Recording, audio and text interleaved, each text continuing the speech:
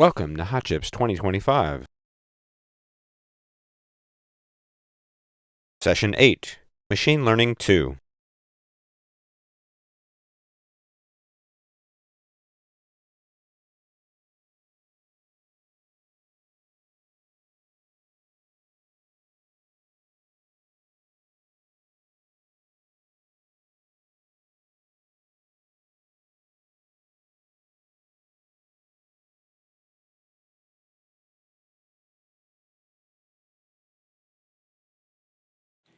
We saved the best food for the last. That's, ice cream.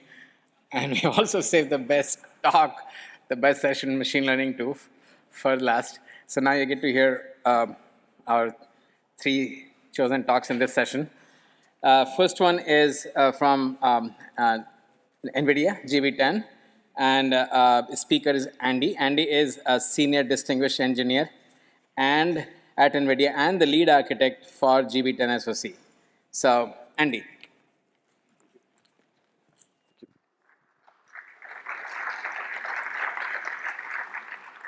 Thank you, Pradeep, for the intro. So today, I'd like to give a high-level overview of GB10 SoC. GB10 is based on the Blackwell GPU architecture, and it's the SoC that powers the DGX Spark workstation, a new type of computer device that is intended to accelerate and run AI. Before I go into the details of the GB10 SoC and the DGX Spark, I'd like to do a quick review of a timeline. How did we get to GPU Blackwell? Well, in 2006, Nvidia introduced CUDA programming language, Tesla product line. Those two brought the parallel computing power of the GPU into high-performance computing, whether that's workstation or server, by accelerating GPU-like workloads. In 2012, Fermi was introduced. AlexNet was trained on 2 Fermi GPUs. Same year, AlexNet wins the ImageNet challenge. Things will change forever from the time on. As the compute density and compute throughput increased with every new NVIDIA GPU architecture introduced in the market, NVIDIA also introduced new enabling technologies like NVLink. Starting with Pascal, NVLink 1 was introduced. Now we have the ability to scale up the compute capabilities of NVIDIA platform. DGX1, as a matter of fact, brought together 8 Pascal GPUs into one node by connecting them through NVLink. In 2017, Volta introduced the first true tensor core architecture. At the same time, NVIDIA introduced NVSwitch, which enabled further scale up from there. Ampere brought 2 key new technologies. Ampere Tensor Core could now take advantage of structure sparsity, thus increasing compute throughput. And multi-instance GPU, referred to also as MIG, allowed for multi-tenancy in a TCO-efficient manner while giving each tenant the quality of service and isolation required, running on the same physical GPU. Hopper brought 2 key new technologies. Transformer Engine was introduced, FP8. Those are 2 key enablers for accelerating large language models, such as ChatGPT. And then lastly, Blackwell, which introduced NVFP4 and NVLink 5. So we have Blackwell, which is the GPU architecture behind GP10. Mark covered some of this yesterday, but I'll like to hit some of the key points as we talk about how we scale this architecture forward. Blackwell shown here is GP300. We have 2 reticle-sized dies connected together through a 10 terabytes die-to-die interface. Blackwell brought a 4x higher flop density than Hopper. This GB300 shown here can deliver up to 15 petaflops of dense NVFP4 compute.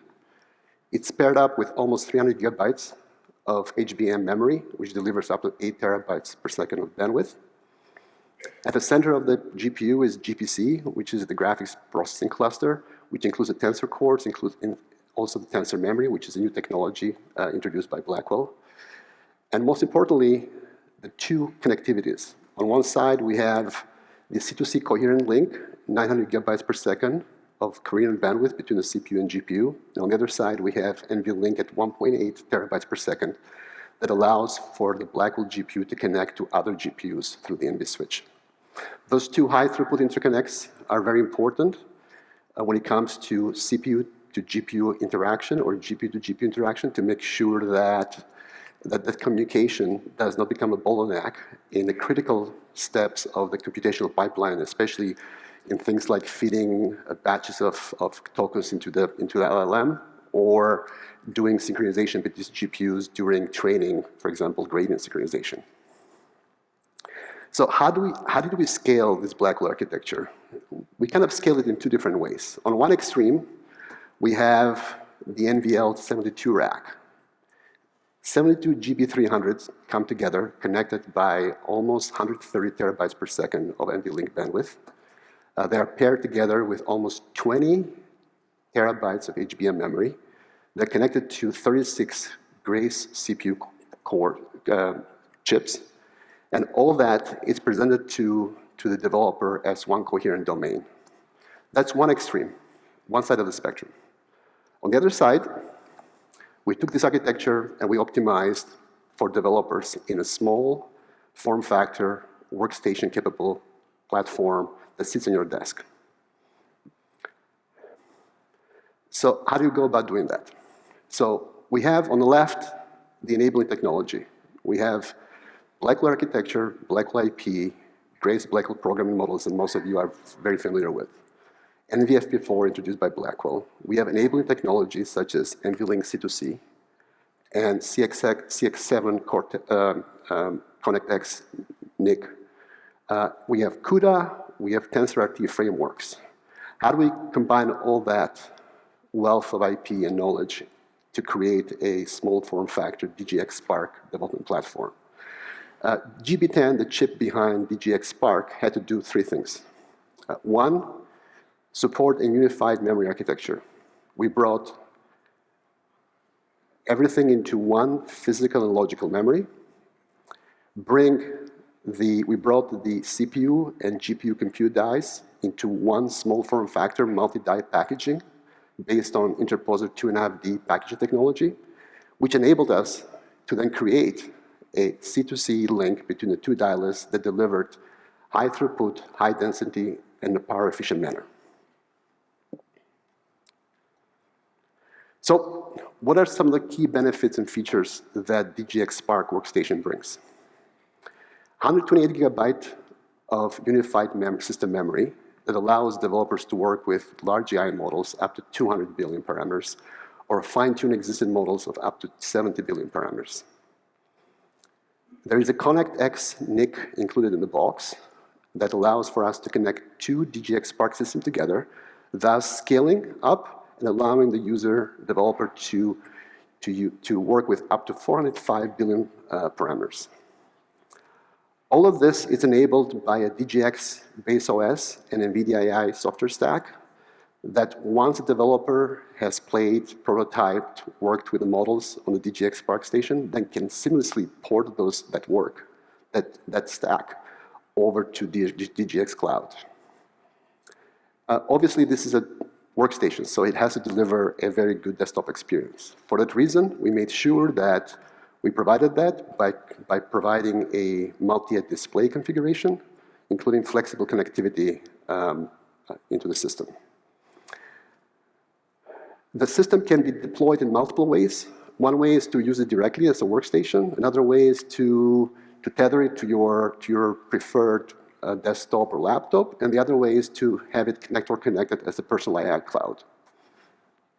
At the end of the day, it's small form factor, power efficient design that fits on any desk, and it can run off a standard wall outlet. So looking a bit more under the wraps of the box, in addition to the GB10 SoC that includes the Blackwell GPU and 20 CPU ARM cores, we'll cover more on that later, We have the memory pool, 120 gigabyte of LPDDR5 X low power DRAM. We have the ConnectX IP, NIC, which we'll use to scale up. We have up to 4 terabytes of standard storage, and then your traditional typical connectivity, Wi-Fi, Bluetooth, USB. So let's dive into the specs a little bit. The SoC is composed of 2 dielets. We refer to as die, which has CPU memory subsystem, and G die that has a Blackwell GPU core, brought together into 2.5D packaging. Both dielets are manufactured into TSMC 3 nanometer process. The GPU, based on the Blackwell architecture, in addition to bringing the 5th generation Tensor Core, also supports DLSS 4 and ray tracing. Mark went into quite a bit of detail about those yesterday. The GPU performance comes to about 31 teraflop of traditional FP floating point 32-bit precision, and it can deliver up to 1,000 TOPS and NVFP4 tensor processing. There are 20 CPU cores in SSOC that are structured as 2 clusters of 10 cores each. Each core has its own private L2. Each cluster shares a 60 megabyte of L3. The cores are based on ARM v9.2 architecture. Now, all this comes together through the connectivity of high-performance coherent fabric that supports Chi-E coherency protocol. It allows for connectivity between CPUs and memory subsystem, GPUs and memory subsystem, as well as the other accelerators on die. It also enables bidirectional coherency between the CPU and GPU in hardware. There is a 256-bit LP5 memory interface running up to 9400 megabits per second rate that delivers roughly about 300 gigabytes per second of total bandwidth, raw bandwidth, to the compute engines. The system-level cache, size up to 60 megabyte, serves as level 4 cache for the CPU, hence helping with the overall dynamic latency of the CPU core to memory. But also, it's used for an efficient data sharing between the engines, thus allowing for the DRAM interface to enter low power states whenever possible and making the platform more power efficient. Then we have the C2C interface that delivers bandwidth to the GPU. It's based on the Nvidia NVLink architecture. High-speed connectivity, your standard PCIe Gen 5, USB, Ethernet over PCIe. As I mentioned earlier, providing a pleasant and great desktop experience, we had to make sure that the user had access to as many display ports as possible. There is a display controller integrated in the SDI that can support up to 4 concurrent displays, and those can be driven out either by a combination of 3 display ports in a DP USB alt mode and 1 HDMI port delivering high resolutions. We spent a lot of time on the security architecture, making sure that we had a robust security architecture. And at the foundation of that architecture, there are 2 system root processors, 2 S roots. One is referred to as system root, which effectively drives or orchestrates the secure boot, establishes the root of trust, and then manages the NVIDIA secret keys and such. The other one referred to as OS root.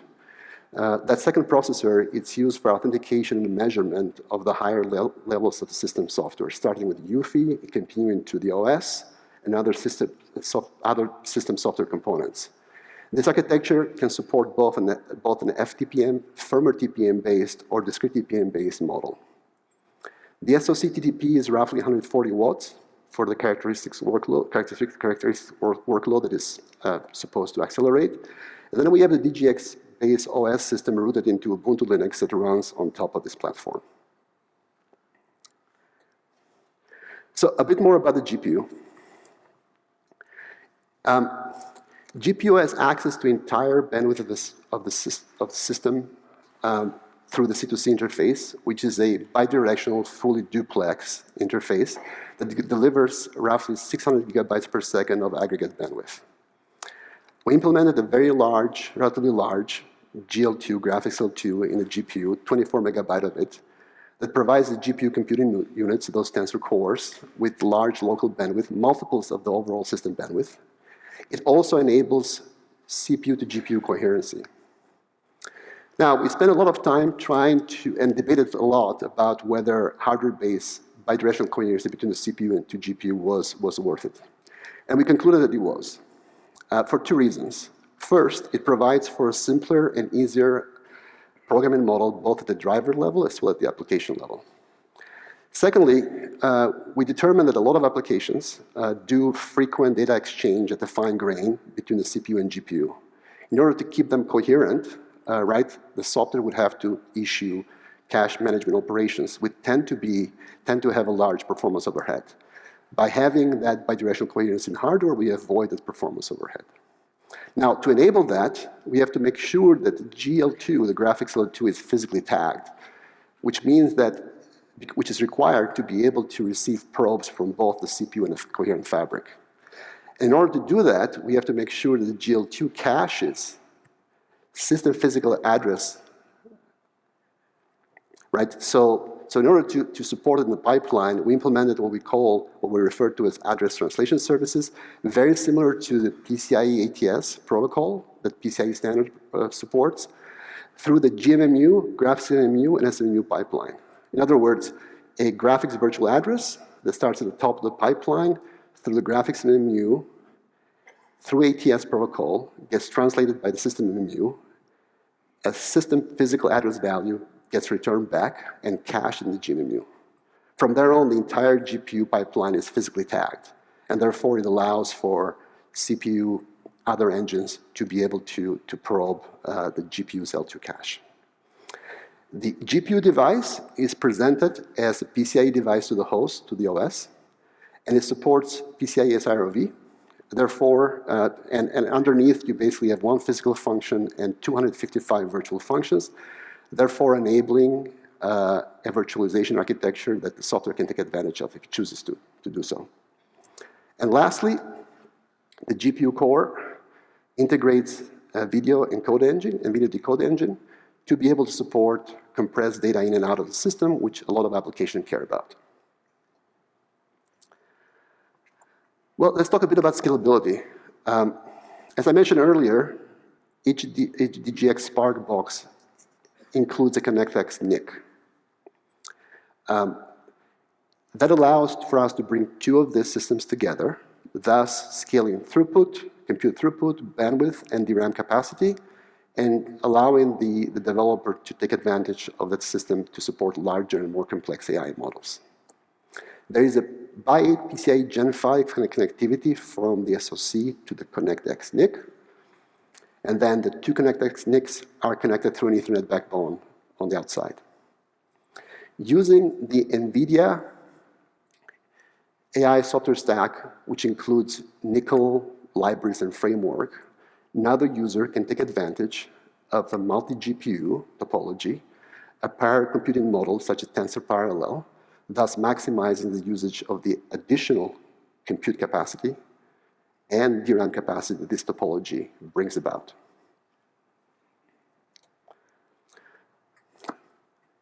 Very important slide.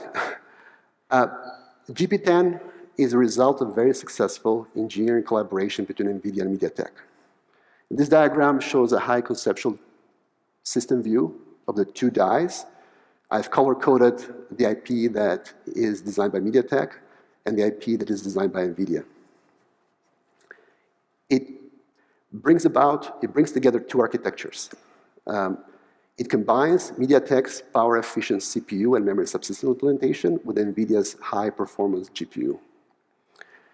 This was made possible by some key aspects of the design architecture verification flow, starting with following industry standard protocols and interfaces. We had to do very extensive performance modeling of the GPU IP traffic into MediaTek's memory controller subsystem to make sure that we achieve the best efficiency while also giving the CPU core reasonable latency, which, as many of you know, it's a challenging problem to balance, especially in UMA architecture, where latency and efficiency are competing with each other. We followed a very strict IP model when delivering RIP to MediaTek for integration into their SoC, IP such as C2C and display. On the verification side, we took a multi-prong approach. We use BFMs when possible, and that's why using standard industry interfaces and protocols is important, because it enables you to basically use off-the-shelf BFMs whenever possible.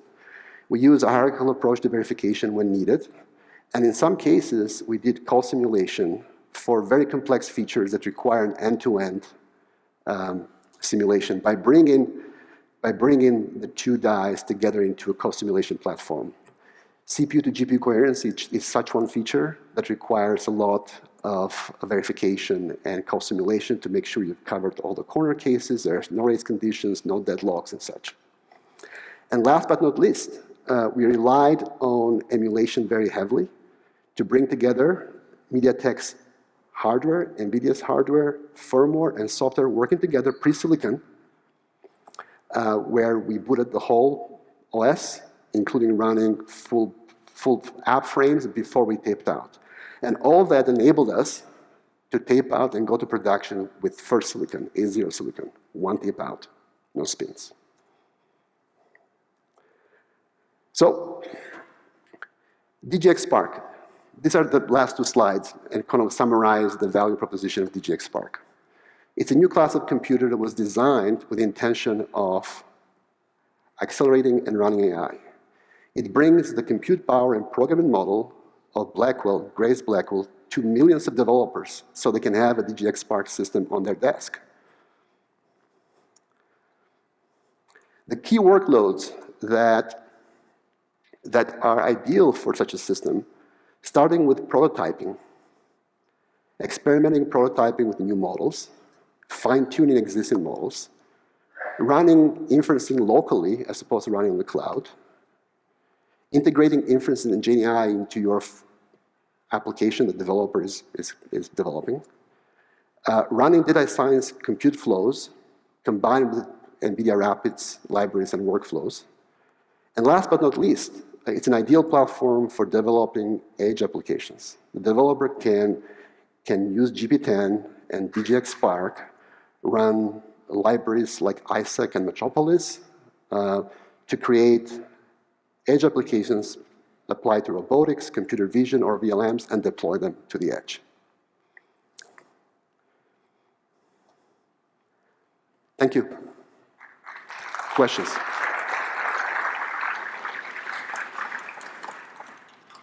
Okay, so I'll help you with the questions. Questions?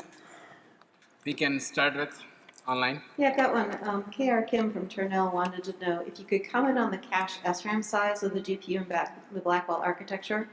They wanted to know if it'd be great if GB10 and GB200 were both provided. The cache SRAM size is in the GPU cache? Yes. GPU cache. Well, it's a 24 megabyte cache. It's got many slices, so you can effectively access those slices in parallel. And it gives you a multiplying factor, if I remember correctly, almost 4x to the system memory bandwidth. So wide interface to the local compute engines, to the GPCs, right? And as I said earlier, it enables the bidirectional coherency between CPU and GPU. I don't know if I answered the question, if that's what you're looking for. I think that's what he wanted, yes. Okay. Okay, let's go in here, this side. Yeah, John Masters with Google. Looking forward to getting my pre-order of my Spark.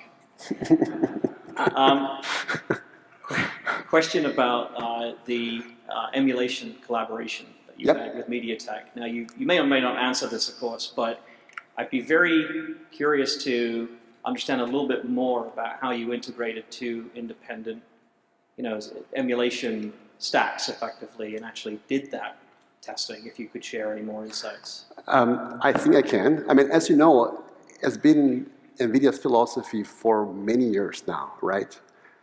To sort of like bring the full software stack, run it in emulation before tape out. That's how we typically have a success rate of going out into production with A0 silicon, Yeah, right? that's well known. I mean, it's basically our core philosophy, right? I mean, if we go to another spin, we consider that a failure in many ways, right? So if you look at our history, right, that's basically what we've tried to do all the time.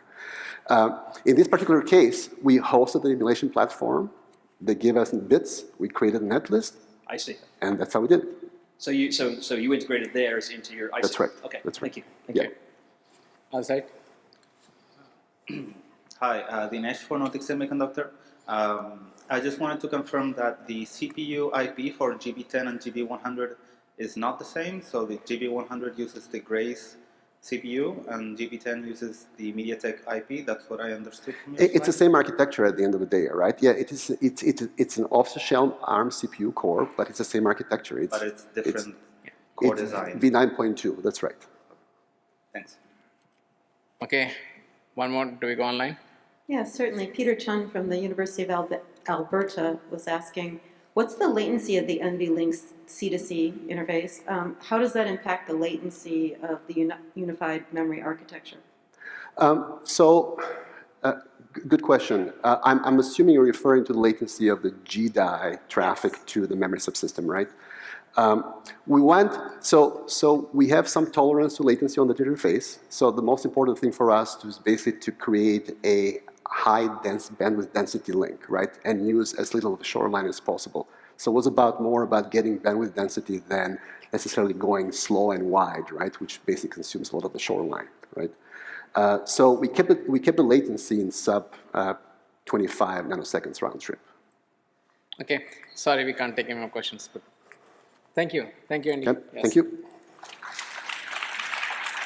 Okay, next we have 4th-gen AMD MI350, and there are two speakers, Michael Steffen and Michael Floyd. Michael Steffen is an AMD fellow and has been at AMD for last many years. He is the lead pre-silicon performance architect for MI100, 200, 300, and series GPUs. And Michael Floyd is also an AMD fellow and has served as DC GPU validation architect since last few years. So, Michael. Good afternoon. I'm Mike Steffen, and I'm going to go over MI350 GPUs. Michael Floyd will cover platforms and performance. I forgot the clicker.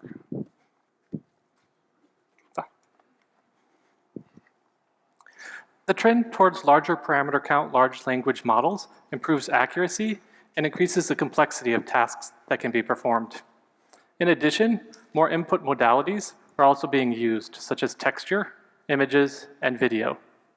These require direct solutions in memory device capacity, but also indirect solutions of distributed computing, mixture of experts, and smaller data type formats. Another trend is longer sequence length. The plot shows a 4 orders of magnitude increase in sequence length over a 3-year time period. This also requires more memory device capacity, but also increased math throughput and scale up GPU networks. Agentic AI model is also gaining adoptions, where models are being used to perform tasks in dynamic environments. These models typically use reinforcement learning methods and interact with their environment. This can lead to higher computational problems, especially when those environments are being simulated. These trends require GPUs to keep increasing memory device capacity and bandwidth. With increased bandwidth comes the need for more compute throughput and also supporting the latest AI data type formats. Power efficiency is also key for improving both memory and compute performance. And of course, multi-GPU networking solutions is still critical. Despite the increase in memory device capacity, many models still require multiple GPU platforms. These are the key improvements that went into MI350 series GPUs and platforms. MI350 was launched this year and continues AMD's cadence on delivering higher performance solutions each year, targeting the generative AI training and compute workloads. MI350 also continues AMD's leadership in HPC computing. MI350 is offered as 2 parts, an MI350X and an MI355X that you can see in the table The difference between them basically comes down to total board power, which translates into different core clock frequencies and thus different math throughput rates. We'll go through each of these enhancements, but to summarize, MI350 offers 288 gigabytes of HBM capacity at 8 terabytes a second of bandwidth.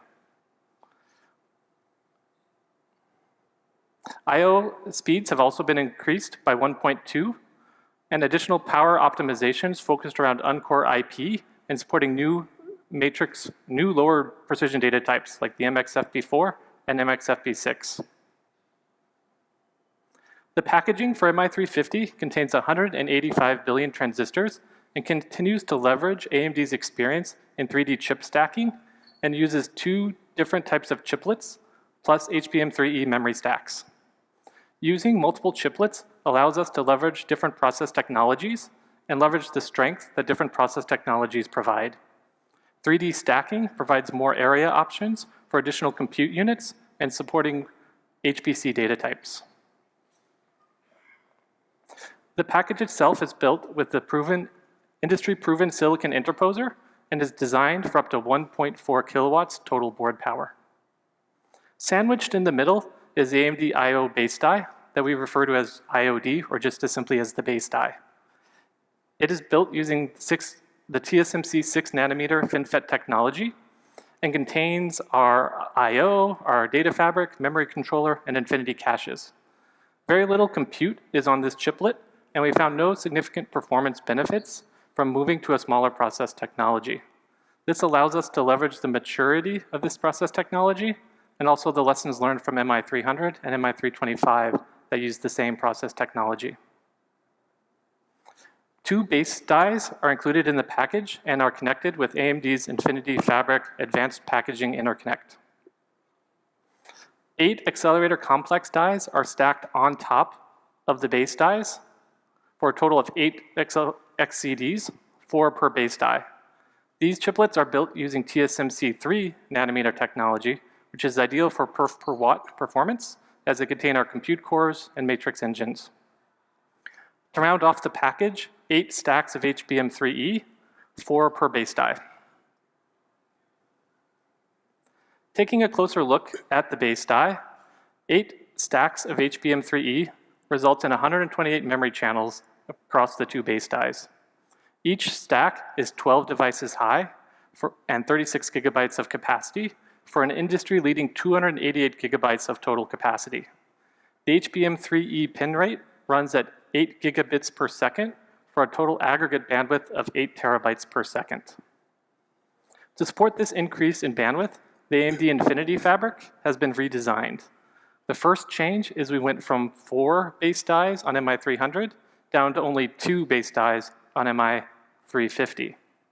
This comes from being able to leverage the heterogeneous process technologies of chiplets and leverage the strength or the maturity of the 6-nanometer FinFET process.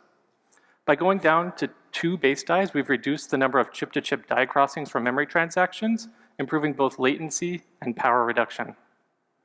Another change is we widened the data paths on the base die to support the higher bandwidth. By widening the data paths, we can keep clock frequency low and keep VMIM low also for additional power savings. To support a flat address space and consume the full 8 terabytes a second of bandwidth, the 2 base dies are connected with the AMD Infinity Fabric Advanced Packaging Interconnect. It runs at 5.5 terabytes per second and is shown by the blue line connecting the 2 dies together. The 2 base dies together have 7 4th-gen AMD Infinity Fabric links to provide a total aggregate bandwidth of 1,075 gigabytes per second for GPU scale-up. 1 Gen 5 PCI by 16 lanes is also provided for host connections and runs at 128 gigabytes per second. MI350 offers 2 terabytes per second more bandwidth from our previous offerings and increases capacity for hosting larger parameter models and longer sequence lengths. The table on the bottom shows how important capacity is for the number of parameters that can be stored, that can be hosted on a model. Using 8 MI350 GPUs, we can store up to 135 billion parameters using the MXFP4 data type for training and over 4 trillion parameters for inferencing. By being able to leverage fewer GPUs to host these large language models, we reduce the overhead of data synchronization between GPUs. Shown here is the memory hierarchy for MI350. At the bottom, we have our 288 gigabytes of HBM3E at 8 terabytes per second. And moving up to the next layer, we have our Infinity Cache and Infinity Fabric with the power optimizations I just went through earlier. Going further up the memory stack to the second innermost ring, which is the CU private, we've more than doubled the local data share capacity to 160 kilobytes per CU. And we've also doubled the read bandwidth to 256 bytes per CU. This allows us to feed the higher math throughput cores from LDS. The accelerator complex dies sit on top of the base die. We can stack 4 accelerator compute dies on top of a single base die in a 2x2 grid pattern for a total of 8 accelerator complex dies. Each XCD contains 32 of the latest CDNA 4 compute architecture for a total of 256 compute units per package. The compute units run at a peak engine clock of 2.4 gigahertz. Also on the XCD is a 4 megabyte L2 cache that is coherent with the other XCD's L2 caches. MI350 also continues to support compute partitioning. Each XCD can be its own PCI virtual function, or it can work collaboratively to form larger virtual functions, including one single virtual function using all 8 XCDs. The CDNA4 compute architecture nearly doubles the math throughput for key AI data types and also introduces the Open Compute Project Mixed Precision FP4 and FP6 data types. With the power optimizations we talked about, CDNA4 gives MI350X can get about 1.5x improved performance for the same TDP. Shown here are the MI355X performance numbers for non-sparse instructions. Sparse versions are also supported and run 2 times what's shown here.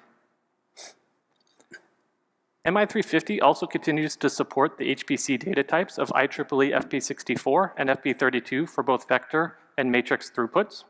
This comes from the advantages of 3D stacking, of not being as area constrained, and can support high throughput rates for both AI data types and HPC. By nearly doubling the math throughput for AI data types, we are about 2.1 times faster than competitive accelerators with the MXFP4 and MXFP6 data types introduced. For HPC, we are also 2.1 times faster than the competitive accelerators.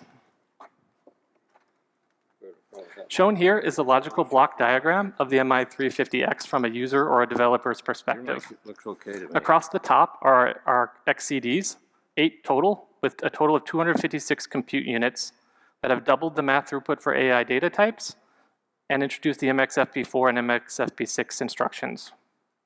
Each XCD has a 4 megabyte L2 cache that is coherent with the other XCD caches.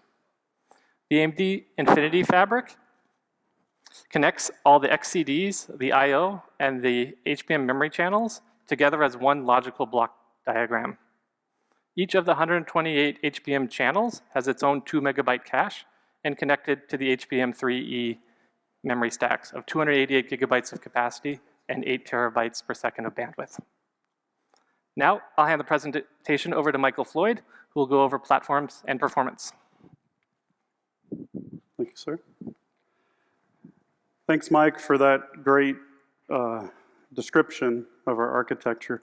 Now I'd like to show you guys how we take this silicon and build industry-leading platforms for HPC and generative AI.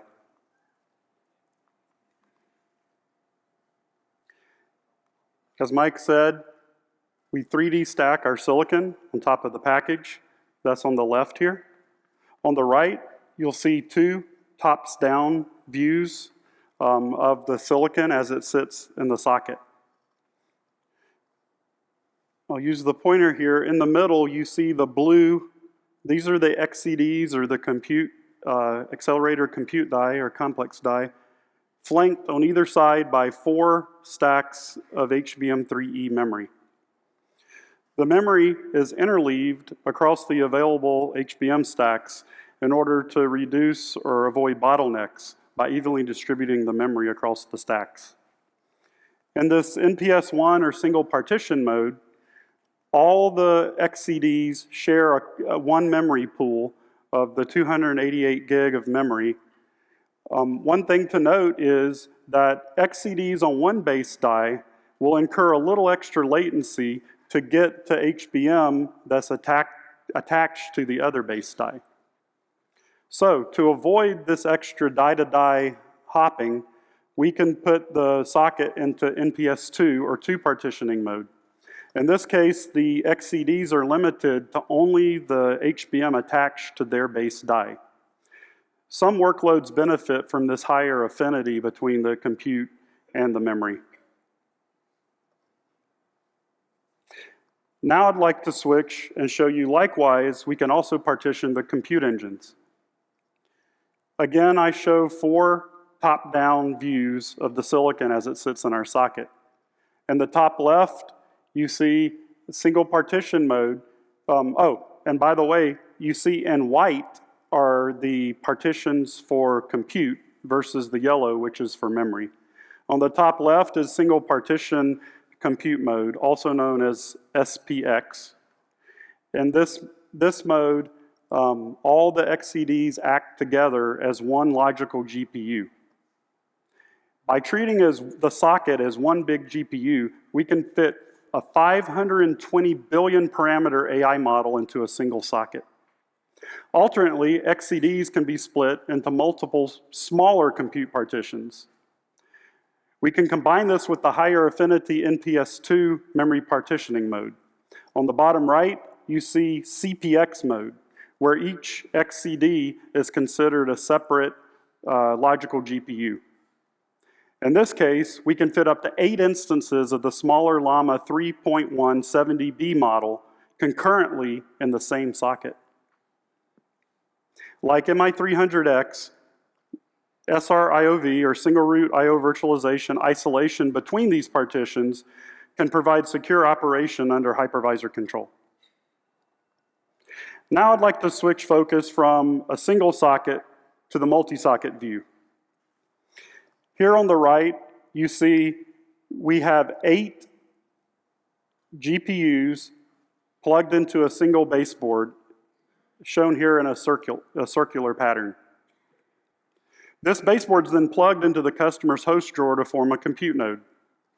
Each of those 8 GPUs has a PCIe Gen 5 link to facilitate high bandwidth communication pathway to the host CPUs and NICs through integrated retimers that allow it then to be plugged into an HGX compliant host.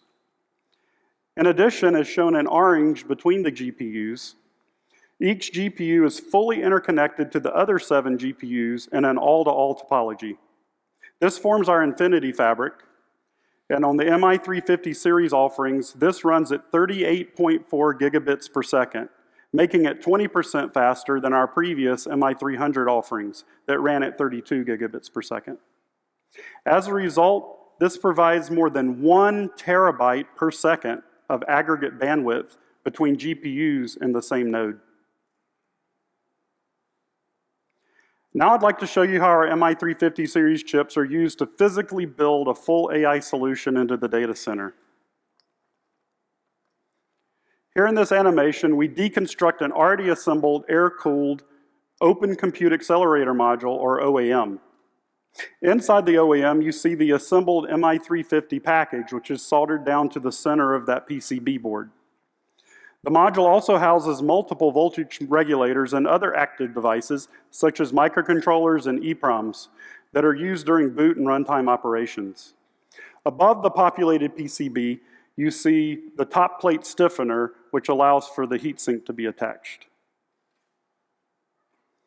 Thermal interface material is then applied on top of the active components before attaching the heatsink.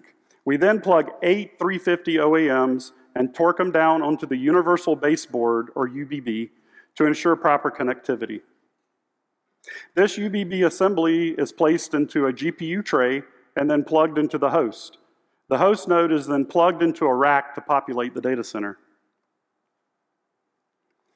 The MI350X air-cooled offerings provide a drop-in upgrade for our previous MI300X and MI325X solutions and allow the customer to use their existing data center infrastructure. We continue to leverage and enhance our system management capability that was first provided on MI300X with an industry-standard Redfish interface that allows us to easily integrate with the host's BMC. We support data center security with signed images, root of trust, and SPDM attestation. Also, we offer built-in RAS error detection and correction and a data poisoning mechanism, which allows us to contain errors to increase uptime. Plus, we have a robust error logging mechanism with analyzer tools that allow us to more easily diagnose issues should they occur. Here I show a 1.4 kilowatt direct liquid-cooled MI355X offering, which has a similar OEM assembly to the air-cooled solution. But instead of a traditional heatsink, liquid flows through pipe connectors into a cold plate that sits on top of the module. Like the air-cooled solution, 8 OEMs are plugged into the same UBB form factor. DLC OEMs are shipped to customers bare without the cooling fixture installed. This allows them to have the flexibility to install their own cold plates customized for their particular rack liquid cooling infrastructure. Both the MI350 and MI355 platforms will fit into industry-standard open compute platform racks. Although they have the same HBM and Infinity Fabric specs, the MI355X platform in a 1.4 kilowatt per socket has around 9% higher performance than the MI350X platform at 1.0 kilowatts per socket. On the left, you see our air-cooled MI350X offering fits into the existing GPU tray, allowing it to be incorporated into customers' existing air-cooled nodes. The MI355 offering, when fitted with liquid cooling solution, can be deployed in a dense OCP 2U tray.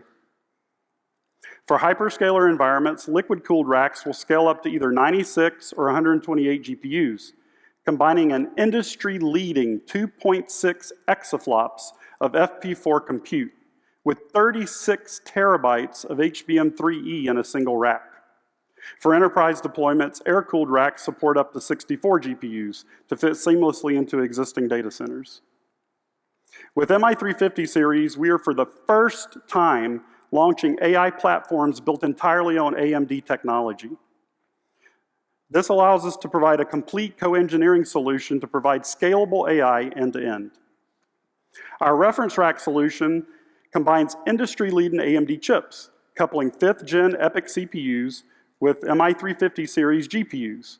And then those are connected via AMD Polera NICs that are designed for UEC-based scale-out networking. In addition, as part of AMD's commitment to an open hardware ecosystem, we support a variety of scale-up and scale-out NIC and switch options from our partners to meet the specific needs of each of our customers. The hardware is impressive, but software is just as critical. ROCm 7 provides full support for our latest MI350 series GPUs, enabling cluster-wide orchestration and unlocking powerful new enterprise capabilities. Training throughput has more than doubled versus ROCm 6, allowing us to scale with confidence. Inference is up to 4.5 times faster than ROCm 6, almost double of last year's previous gain. ROCm now plugs into enterprise ops with full Kubernetes and Slurm support, which was a key customer ask last year. AMD also continues to leverage open source to more quickly react to the pace of AI innovation and to increase developer adaptability on our GPUs without the limitations imposed by a closed source development model. On MI350, we are able to engage and collaborate with open source community from day one, including out-of-box support for the latest OSS models from OpenAI. Open source by nature fosters innovation that leads to breakthroughs such as cutting-edge distributed inferencing technology, of which I provide a couple examples. In summary, this is what the future of inference looks like. Optimized and distributed, across, wrong button, across an open cross-platform stack. At the end of the day, performance and TCO is what matters. When it comes to inferencing, MI355 performance advantage extends to a broad set of popular models. With DeepSeek R1 and Llama 4 Maverick MOE models and Llama 70B, MI355X produces over 3 times more tokens per second compared to the previous generation MI300X presented at Hot Chips here last year. Now let's look at performance versus the competition. In this case, large inferencing models. When running DeepSeek R1 and Llama 3.1405B, MI355X delivers leadership throughput using open source frameworks like SGLang and VLLM. This allows us to match the performance of the significantly more expensive and complex GB200 platform and allows us to deliver up to 1.3 times more tokens per second compared to B200, even when the competition is using their latest proprietary software stack. In fact, MI355X can provide up to 40% more tokens per dollar than B200, providing higher TCO. Now let's turn to training performance. We deliver significantly higher training throughput and efficiency compared to our prior generation using the same model and data sizes. In pre-training, we deliver up to 3.5 times higher throughput across a range of model sizes and data formats. In fine-tuning, almost 3 times more performance. This enables faster iteration cycles and reduces time from model development to deployment. In conclusion, we continue to execute well on our aggressive product roadmap. In just 6 months, we went from launching the MI325X in 4th quarter last year to introducing the MI350 series for sale just a couple of months ago. And we're not slowing down. Next year, we bring our MI400 series that will enable new capabilities for at-scale training and inference. This is AMD delivering on a relentless annual innovation cadence. Reliable execution is nothing without also delivering on performance. As you've seen in this presentation, with MI355X, we've taken a major leap, delivering 3 times more performance across a broad range of models and workloads. However, our cadence of advancement continues.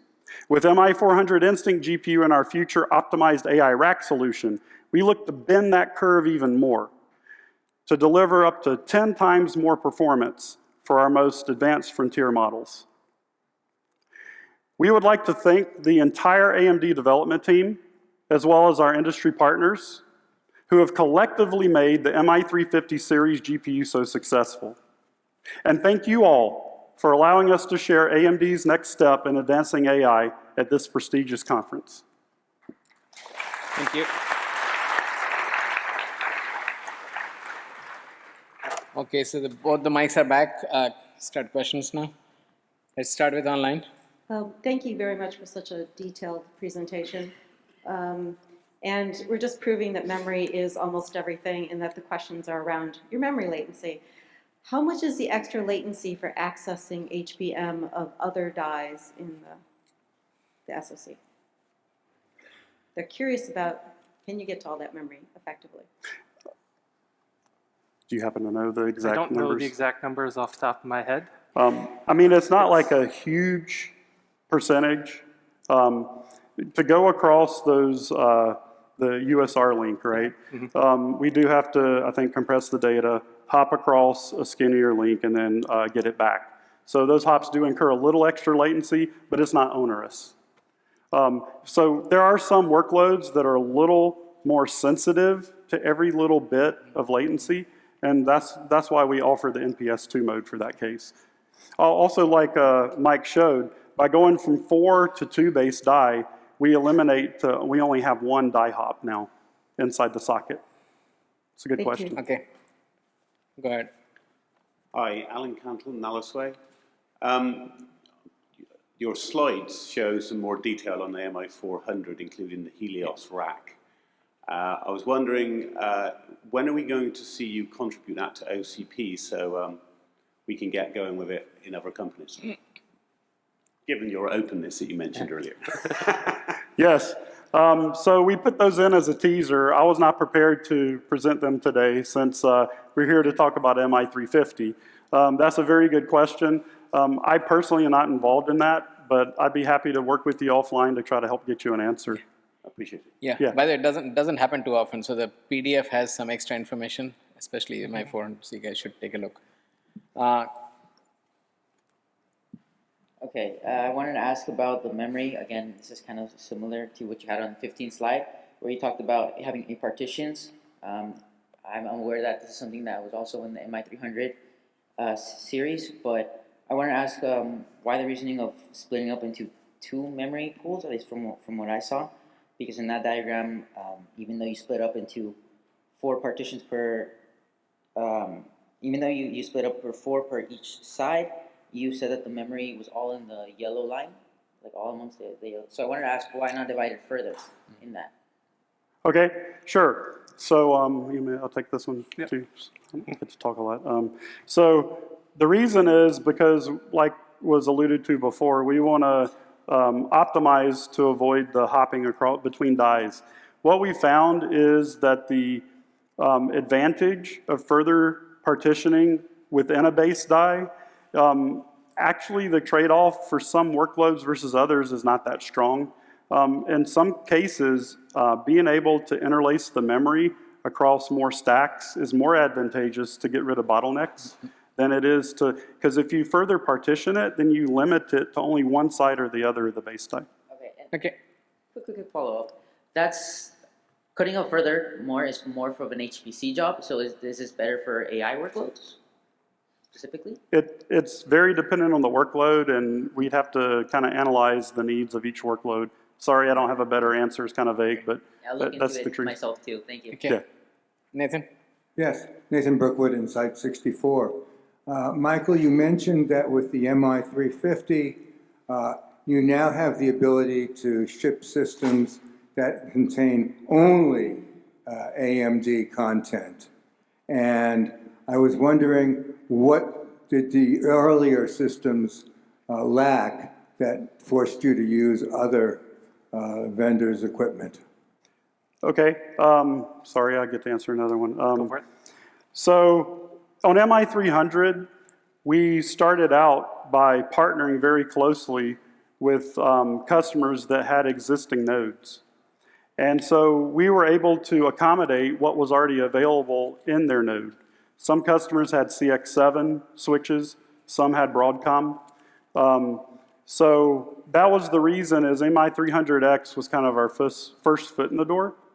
Now that we're comfortable and we now have Pensando as part of AMD, we're now equipped to provide a full AMD solution. Thank you. Okay, thank you very much. That was very clear. Let's thank the speakers.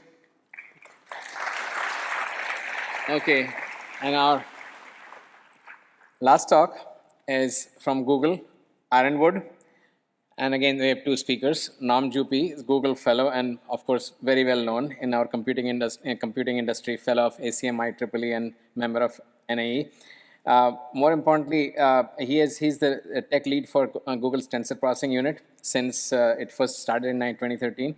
And Sridhar Lakshmanamurthy is second speaker. He's director of Google, director at Google's and leads TPU chip architecture. Before 2020, for many years, he worked at Intel.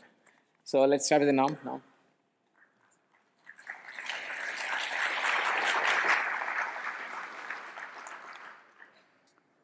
Thanks for the introduction. Okay, so this is an overview of the talk, and there's a lot of bullets here, so sorry for that. I'll try to make them readable. So there's some new breakthrough innovations with the Ironwood TPU systems, and we're just going to cover those in this presentation. We're not going to recite kind of the more pedestrian improvements. So one of the improvements is that our SuperPODs now scale to 9,216 chips by using optical circuit switches to share memory. And when I say share memory, I mean something specific. You'll see later. It's not coherent shared memory, but it's directly addressable. There is no virtual memory in TPUs. So it makes compiler allocation of data across a SuperPOD relatively easy compared to systems with virtual memory. It's got, in an entire SuperPOD, almost 2 petabytes of directly addressable data. That's coupled with 42 exaflops of ML compute in FP8 precision, and that's without using the sparsity feature that's also included. We have an emphasis on RAS because not only do we have 9,216 Ironwood chips in a SuperPOD, but we want to use dozens of SuperPODs together in a bulk synchronous parallel processing job. So everything's moving in lockstep, and when one of the nodes fails, you have to back up to a checkpoint. That's a standard programming paradigm from high-performance computing, and the inventor of it, Valiant, won a Turing Award a number of years ago. So RAS is important. Also, people are talking about, other companies are talking about buying nuclear reactors or restarting them, buying power from them. We'd prefer to be more power efficient first before resorting to that. So our system is 2x perf per watt over the previous generation. You've heard a lot of talks about the adoption of liquid cooling. We're on our 3rd generation of liquid cooling infrastructure, and we've learned a lot of important lessons along the way. And we're on our 4th generation of sparse cores. So sparse cores are an asynchronous thread of control that's extremely highly multi-threaded. And it operates in parallel with the tensor cores. So the tensor cores are really good at very large matrices, systolic arrays, and I'll talk more about how the sparse cores are useful later. And finally, we're deploying these systems at hyperscale. Uh-oh. Okay. So this is a slide that Andy Swing and I previously showed at the Hot Chips introduction of TPU v4. We've come up with more creative names since then, so that's nice. I think we're all happy with Ironwood instead of yet another number. So we had 4,096 chips sharing memory using an optical circuit switch. It was an optical circuit switch that actually Google had developed almost a decade before, or many years before anyway. And so it was basically sitting on the shelf, well, it was sitting on data center shelves, able for us to use it. And so the main thing that SuperPODs give you is the ability to reconfigure racks. So rack is our basic building block, into different size jobs. And if you remember Noam's keynote from yesterday, he talked about how ML models naturally are representations of tensor processing. Tensors are multidimensional matrices, so it's good to have multidimensional interconnects. You can implement them with switches, but we think it's simpler and faster to do tori.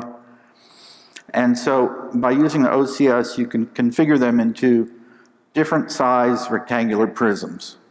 So there's an example there, 8 by 8 by 4, because each building block is 4 by 4 by 4, and other sizes. The nice thing about this is that as you can see from the gray squares with the skull and crossbones, if one of the racks goes down, the OCS can just drop it, and in our case, restore from checkpoint, what happens pretty frequently. That is, checkpoints happen pretty frequently. And then reconfigure the slice to use other racks. Okay. So in Ironwood, we've expanded that to 9,216 chips. One thing that we learned kind of was something we should have thought of earlier. With the 4096, if you want to build something that's a power of 2 using all the cubes, if one goes down, you can't do that anymore. So that's why we have extra racks now. So you might think 8192 would be the number that we'd have, but we have some extras to handle the cases where racks go down. And this just goes into the optical circuit switches a little more. You see it's a 4x4x4 mesh building block with connections on all the faces. The different faces go to different banks of OCSs, and the position on the cube can be connected to the same indices on any other cubes in the systems. So that's how we build the rectangular prisms. So for the next thing, the shared memory of almost 2 petabytes, it's a new record for shared memory multiprocessors. It enables low overhead, high bandwidth sharing of data, which in turn enables fine-grained parallel processing. Why is this important? Well, as the models are getting big, the systems are getting even bigger, dozens of superpods. And so you need to exploit very fine levels of parallelism in order to speed up as much as possible, because you've got, maybe you've got 100,000 or more chips. So this enables higher degrees of parallelism with high perf TCO and gives us faster time to solution for enormous models and efficient execution. So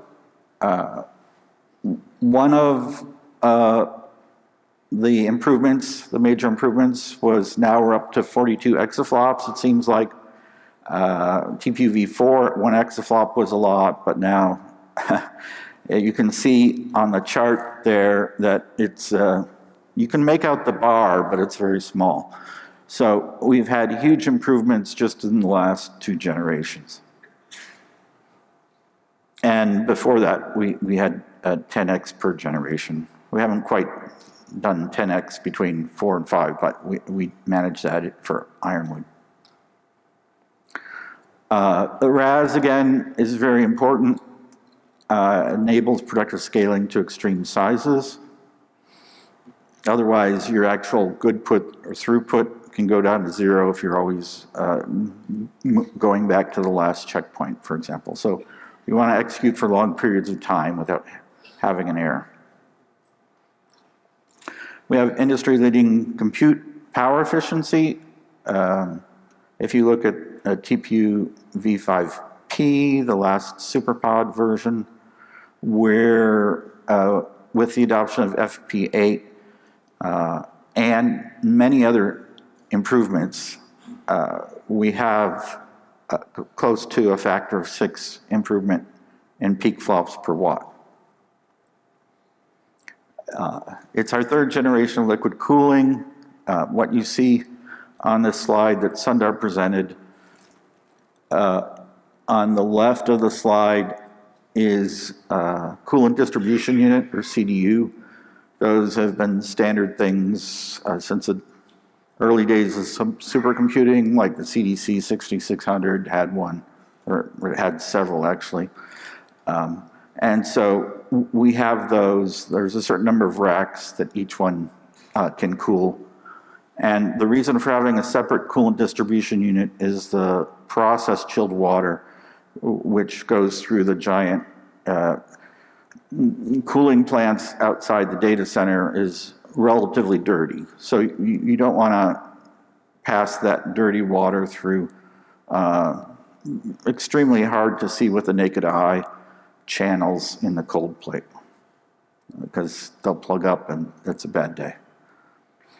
The sparse core, it's our 4th generation, so we accelerate embeddings and collectives. Embeddings are useful in recommendation models. Collectives can execute in parallel with the tensor core, and they provide massive memory parallelism. So in a superpod, we can have millions of outstanding references, literally millions of memory references between nodes in the pod, all in flight. Due to the high degree of multi-threading per sparse core, each of the tiles shown in this diagram is multi-threaded, and there's multiple tiles per sparse core, multiple sparse cores per TPU chip, so it adds up. One thing that a lot of people have started noticing is that large-scale pre-training with ML leads to megawatt-scale load swings for the utility.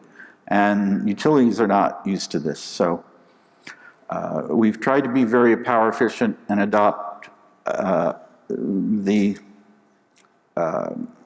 best techniques, but that means when we're not doing much, the power dissipation can go down by megawatts in a second or in milliseconds. So we have hardware and software features that smooth out these swings. And so we have a full stack approach at the data center level for that. We're also deploying them at hyperscale. And we have a video here, which we're going to show, hopefully.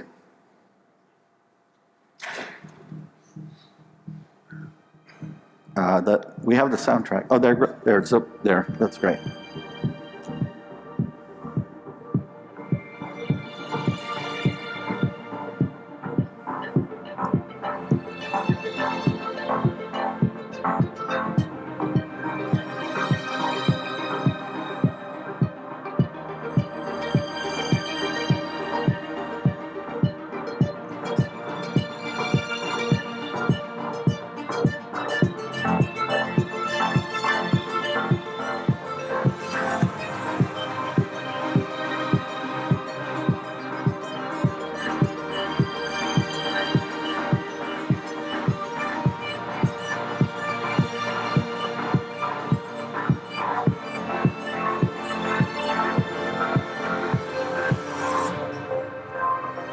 Okay.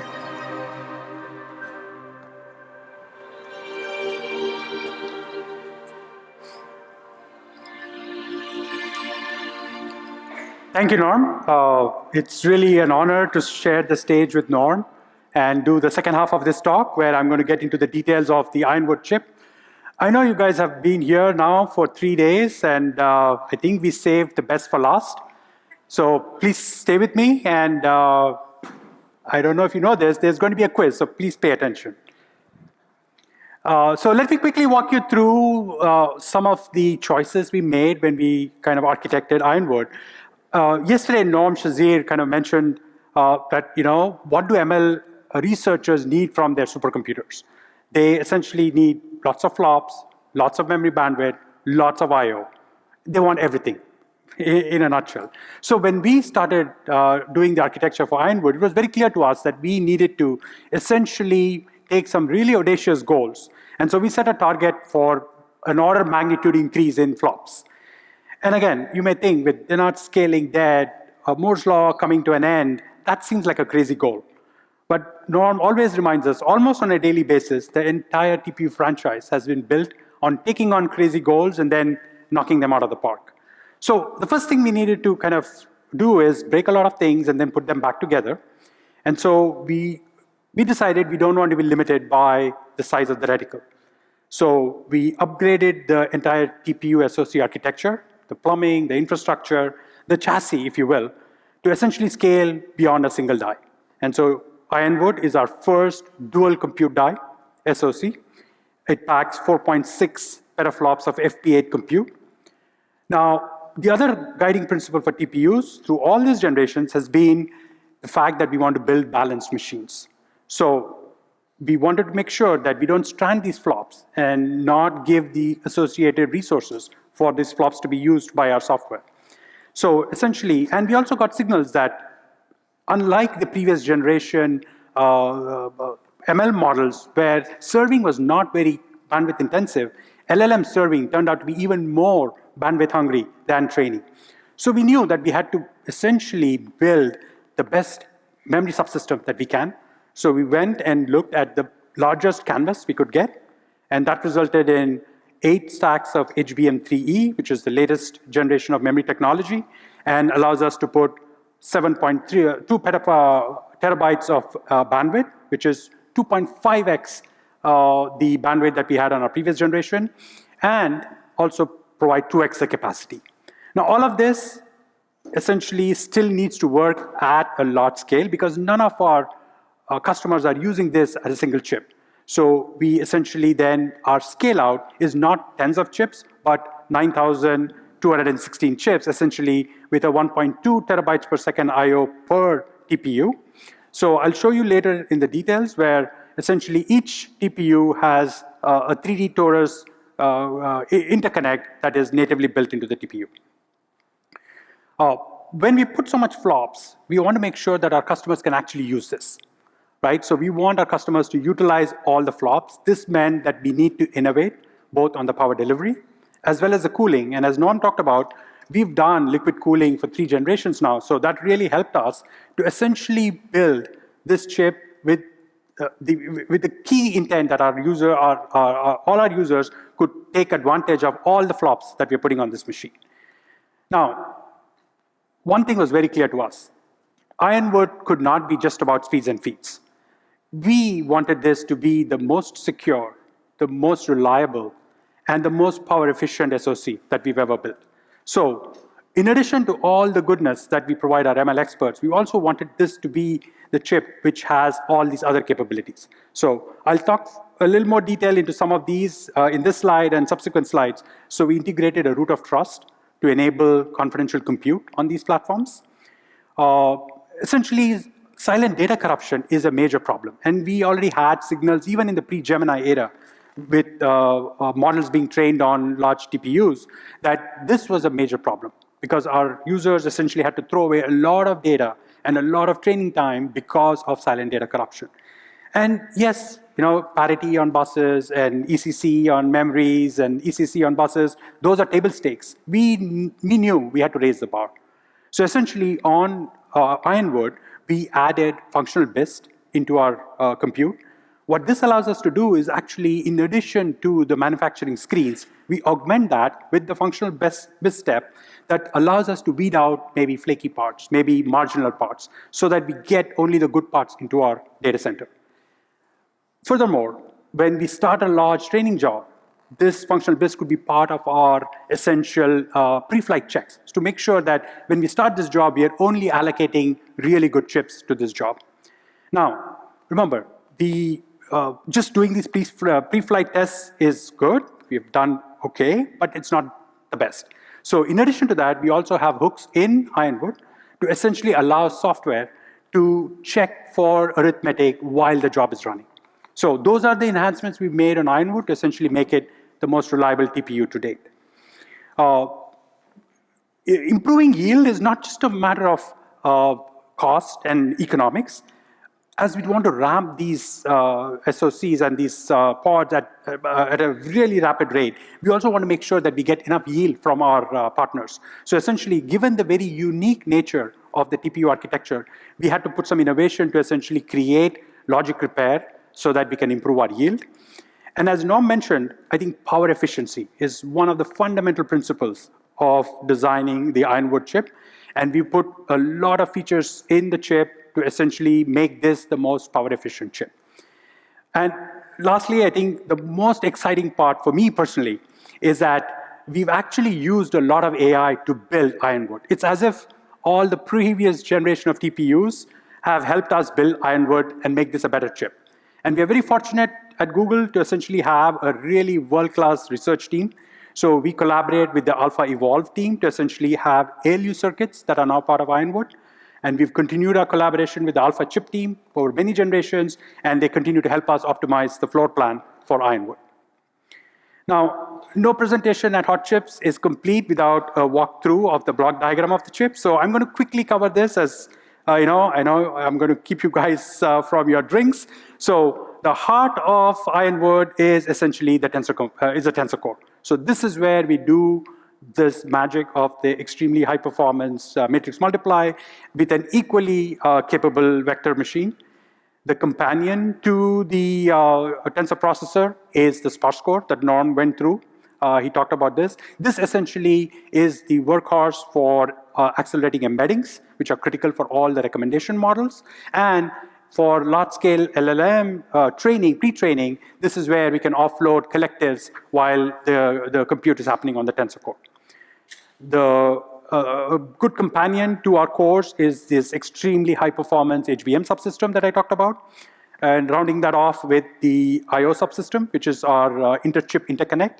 And as I mentioned, this is a glueless 3D torus interconnect. And so essentially, think of each TPU has 6 ports coming out, and X in, X out, Y in, Y out, Z in, Z out. And I'll show you how this thing can all connects together in the tray and then the rack in a subsequent slide. And last but not the least is our essentially the control plane and the management plane. This is where we have the host interface talking to the host with the PCIe Gen 5x16. This is our scale out. So essentially, every TPU connects to the host, and the NIC on the host essentially gives out our scale out. And as Norm mentioned, our jobs are not just running on one superpod.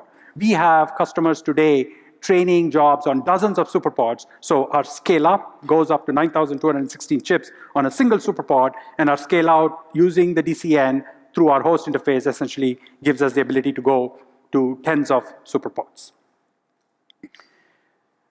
Now, I don't need to tell you this, right? People are spending millions or tens of millions or hundreds of millions of dollars training large language models. And then customers are putting their most proprietary data into these models when they're serving. So essentially, confidential compute becomes extremely critical. So in Ironwood, what we did was we integrated a root of trust to essentially provide hardware support for secure boot, as well as secure test and debug. In addition, we wanted to make sure that the communication between the host and the TPU is highly secure. So we added additional capabilities that are provided in the PCI specification so that this capabilities like DOE and component measurement and authentication, so that essentially this becomes the foundation for enabling confidential compute on our platforms. So quickly kind of putting it all together. So I talked about the chip. Now, how does this whole system come together? So this is an Ironwood tray. It's actually a picture of an Ironwood tray before all the water hoses go onto this, onto these chips. So each chip has its own parallel water connection. And think of it, it has like a valve, a control as well, that's controlled by firmware. And think of that valve control as something that you could think of as a fan speed control for an air-cooled system. As I said, each TPU has 6 links, so that's a total of 24 links in this tray. 6 of those links are used to connect these 4 chips in the 1D dimension. And then the remaining 18 connections are essentially used to build the rack and then the whole superpod. In this picture, you can see about 16 of those OSFP connectors, but you have a total of 18. And then there is PCIe connection that goes at the backside of this to the host. So 4 TPUs to 1 server rack. So then we take 16 of these TPU trays, put them in a rack, and 16 of the host trays together form our cube that Norm talked about. This is our basic building block. This is the 4x4x4 cube that Norm talked about with 64 chips. One of my colleagues, Pankaj, did a tutorial on Sunday. Highly recommend you go back and do a replay of that because you'll get a lot more information about this. And so on this, essentially, if you look at it, the the intra-chip interconnect with all the ICI ports is all copper. So extremely power efficient, extremely reliable, copper interconnect within the rack, and then the connection to the other racks to form the superpod is through the ICI. That's your optical connection going to the OCS. And then the scale out to the DCN is essentially through the DCN uplink going from the host towards the DCN network.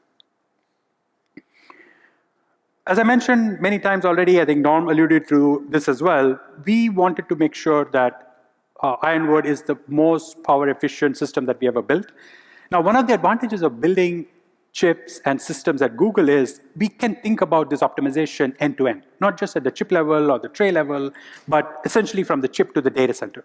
So on an SoC, typically we think about power management controller plus a bunch of hooks and a bunch of heuristics to essentially do power management on the chip. What we did was we took that whole concept and look at the data center as our chip. So essentially we have knobs all across the stack in the chip, on the tray, on the rack, essentially telling us what kind of heuristics we should use. And then we have intelligence at the data center level on software to essentially help us get to the most optimal power point, because we know that most of our workloads are either in a compute-intensive phase or in a communication-intensive phase. We know naturally these things have best operating at a given P state. So this whole scheme where we have the knobs and the brain allows us to target 30% additional throughput per data center for a given power budget. And this could be a game changer. So in summary, I think what we've introduced today is the next generation TPU, Ironwood, which continues Google's tradition of leading in both scale up and scale out. 9,216 chips in a single superpod, shared memory, able to access 2 petabytes of memory capacity, 42.5 exaflops of compute, and then this scaling to zettaflops if you aggregate and use scale out to go use tens of superpods. Industry-leading power efficiency, cooling, and the 4th generation sparse core. But I think the most important thing I want to leave you with is none of these metrics about the flops and terabytes matter if the chip doesn't work. The performance is 0.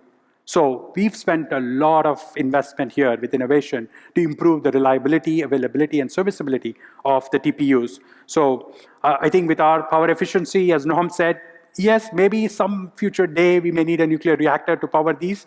But I think for now, I think we are very confident that we can do a lot of things with this. This is going to be available in Google Cloud very soon. We are really excited to see what the world can do with Ironwood. And we're looking forward to people using this and creating more magic with Ironwood. Okay. Thank our speakers.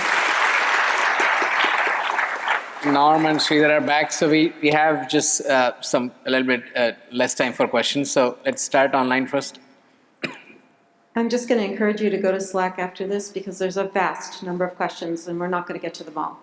Just saying that. Tyler from TCOM is asking, he's commenting on the fact that Jeff Dean in his keynote in 2023 at Hot Chips talked about how sparsity and mixture of experts models was key to routing ML models with diverse architectures, power efficiency, et cetera.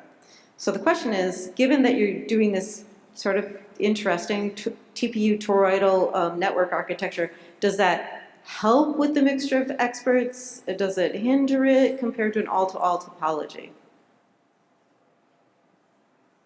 Does the topology matter? Yeah, the topology matters. I mean, there are also all-to-alls and mixture of experts. They're just kind of distributed. I mean, it depends how much you parallelize. So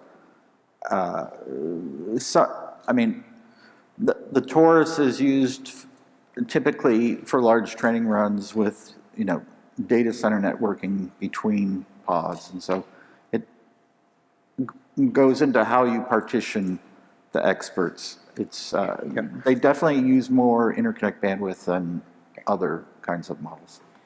Okay. So we've also, in the past, even the recommendation models had a lot of all-to-all communication that we actually use the torus very effectively. It really goes back to co-design, right? So we work very closely with the customers in sharding the experts, the model, the pipeline, everything. orchestrate it so that with JAX, I think there was a tutorial by Sharad on JAX. Definitely recommend watching that as well. So we essentially have all layers of software to help us get the most out of the system. Okay, let's try to get to some more questions. Please try to keep it brief. Yeah. Thanks for the presentation. Mustafa Ali, Microsoft Maya. You mentioned the gem or the matmul flops. That's around like 5 petaflops for FP8. Can you comment on the non-matmul flops?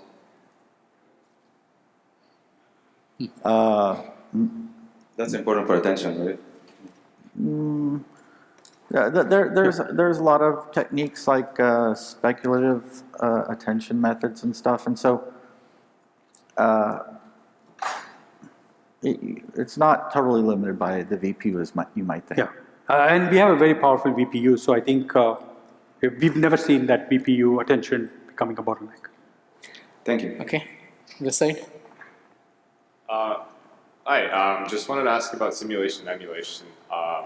I mean, you guys have talked a lot about building in-house tools like Alpha Chip, and yeah, I'm just kind of curious how you think about that in terms of future generations of TPUs beyond Ironwood. Yeah. I'll let Sridhar talk about it, but I just want to say I agree with the Nvidia speaker. It's A0 or nothing. So yeah, that's been our motto exactly. So it's like A0 or go home. So we do a lot of emulation before we tape out anything. And I think the future for using AI to help us accelerate design, DV, emulation, I think it's just like, I see infinite possibilities. So we are very excited working with our Google DeepMind partners to essentially accelerate building chips, right? So today, I think maybe Noam Shazir mentioned this, right? So researchers have these ideas and then the chip comes at the chip schedule. And really we want to get the chips to come at the AI researcher schedule. So definitely, I think it's an exciting area for us to collaborate with the researchers to see how we accelerate chip development. Yeah, I guess like probing deeper, I'm just kind of curious. We've seen like RTL and verification coming along quicker, but like, do you see like what domains do you see like particularly reaching? I don't know, like automation fastest. No, I think it's being that people are working on all aspects of chip design. You know, there's place and route, there's testing, all kinds of things. Okay. I guess I feel architects may be the last bastion, so we are just asking our architects to use the AI tools that we are helping build AI machines for. So I think that's a shout out for all the architects. I think we somehow think that our jobs can only be done by us. Yeah, hopefully we won't be replaced by an AI. Yeah. Yes. Okay, on that note, sorry, we have to end it here. So thank you again. Let's thank the speakers. And